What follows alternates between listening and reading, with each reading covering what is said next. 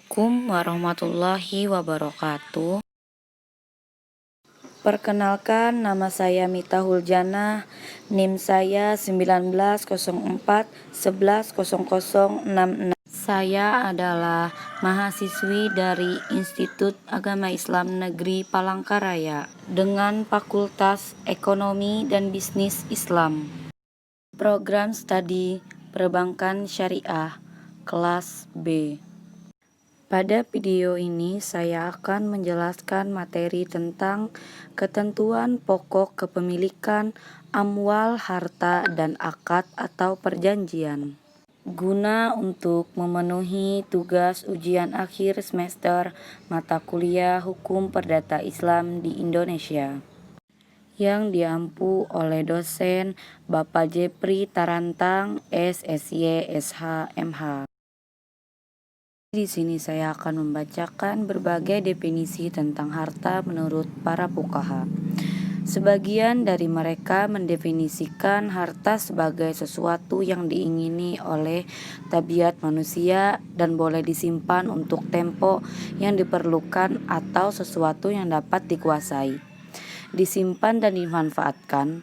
Muhammad Salamat Khur mengungkapkan bahwa harta menurut para ulama fikih ialah segala sesuatu yang boleh dikuasai dan disimpan untuk dipergunakan kapan diperlukannya. Ada pula fuqaha dari golongan Hanafi membatasi definisi harta pada perkara-perkara atau benda-benda yang mempunyai fisik dan zat yang dapat dirasa. Adapun mengenai manfaat dan hak-hak, maka itu tidak dihitung harta pada pandangan mereka. Ia merupakan milik tetapi bukan harta. Ulama Hanafi mutakhirin berpendapat bahwa definisi al-mal yang dikemukakan oleh pendahulunya dianggap tidak komprehensif dan kurang akomodatif, sehingga mereka lebih cenderung untuk menggunakan definisi al-mal yang dikemukakan oleh jumhur ulama di atas. Karena persoalan al-mal terkait dengan persoalan adat kebiasaan, situasi dan kondisi suatu masyarakat. Di sini saya akan menyebutkan beberapa perkara yang bisa masuk ke dalam ciri-ciri harta. Yang pertama, sesuatu yang kita miliki dan boleh diambil manfaatnya darinya seperti rumah.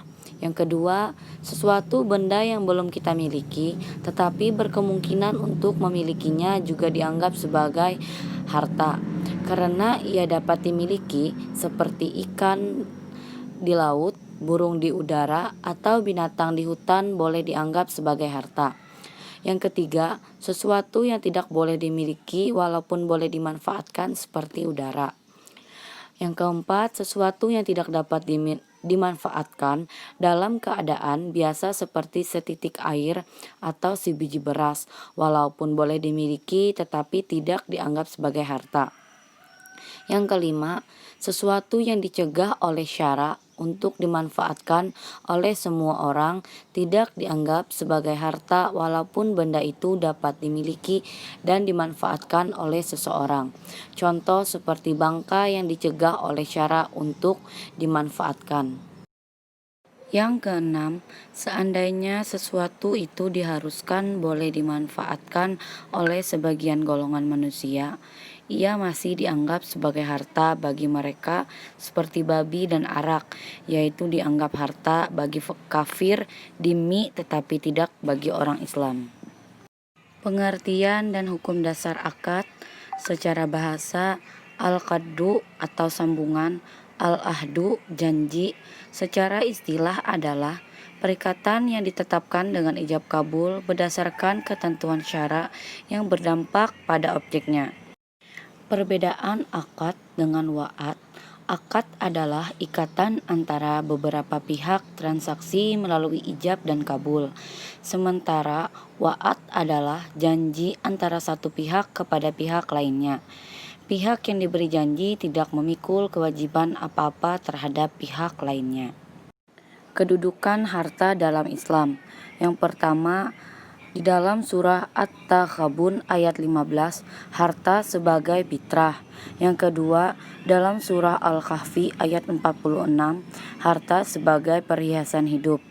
Yang ketiga, dalam surah Al-Imran ayat 14, harta untuk memenuhi kebutuhan dan mencapai kesenangan. Sekian pembuatan video saya tentang ketentuan pokok kepemilikan atau amwal, harta, dan akad perjanjian. Apabila ada kesalahan dan kekurangan dalam sebuah video yang saya buat, saya memohon maaf. Sekian, terima kasih. Wabillahi taufiq wal hidayah. Wassalamualaikum warahmatullahi wabarakatuh.